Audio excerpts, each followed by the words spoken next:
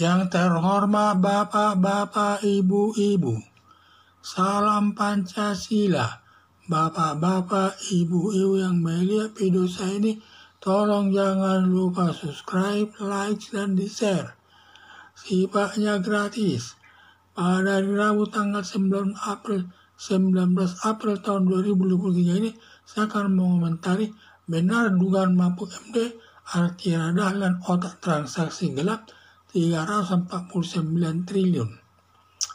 Melihat serangan-serangan gencar artiria dahlan dan berani mengancam Mahfud MD akan dilaporkan kepada aparat penegak hukum, hukumannya 4 tahun. Ancaman artiria dahlan, semua transaksi gelap sebesar 349 triliun masih temuan PPATK, sifatnya masih rahasia, sebenarnya tidak boleh diumumkan Mahfud MD ke publik dengan tujuan agar penegak hukum menindaknya. Melihat serangan artiria dahlan dan ancamannya, akhirnya Mahfud MD menduga otak transaksi gelap 349 triliun adalah artiria dahlan.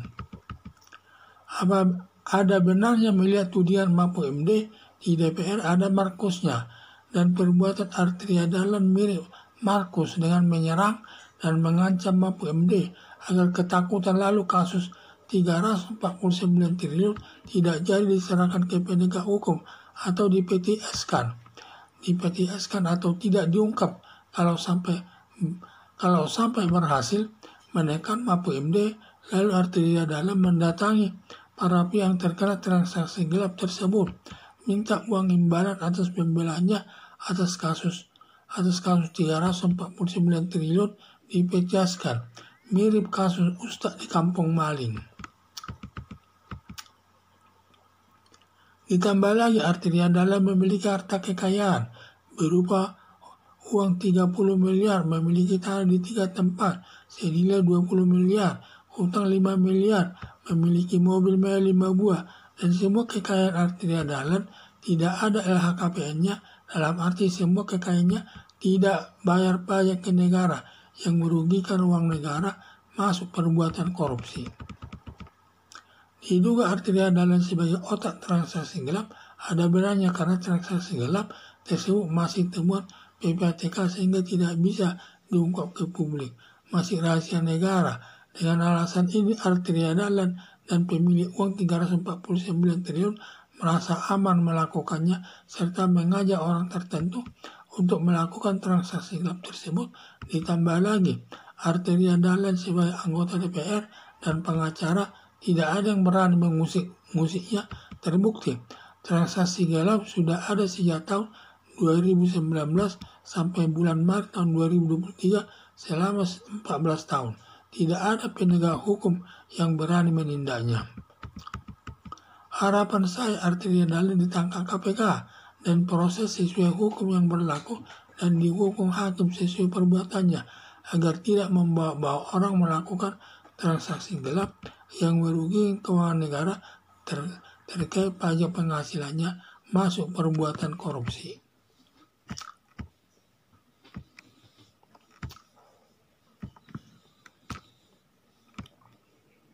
Melihat serangan gencar artiria dahlan dan berani mengancam Mahfud MD akan dilaporkan kepada aparat penegak hukum, ancaman hukumannya 4 tahun.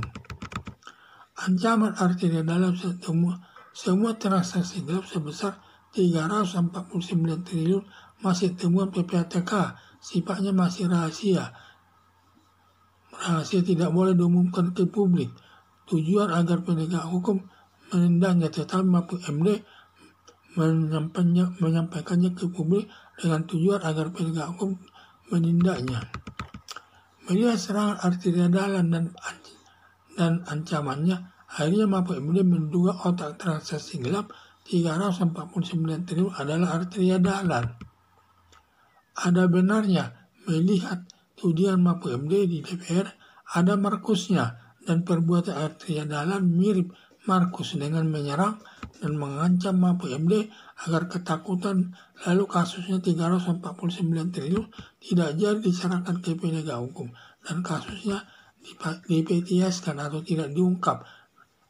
Kalau sampai berhasil menekan Mahfud MD, lalu Arteria Dahlan mendatangi para pihak yang terkena transaksi gelap tersebut, minta uang imbalan atas pembelanya atas kasusnya 349 triliun dipetieskan mirip kasus Ustaz di Kampung Maling. Ditambah lagi Arteria Dahlan memiliki harta kekayaan berupa uang 30 miliar, memiliki tanah di 3 tempat senilai 20 miliar, hutang 5 miliar, memiliki mobil mewah 5 buah, dan semua kekayaan Arteria Dahlan tidak ada LHKPN. Dalam arti semua kekayaannya tidak bayar pajak ke negara yang merugikan uang negara, masuk perbuatan korupsi. Diduga Arteria Dahlan sebagai otak transaksi gelap ada benarnya, karena transaksi gelap tersebut masih temuan PPATK sehingga tidak bisa diungkap ke publik.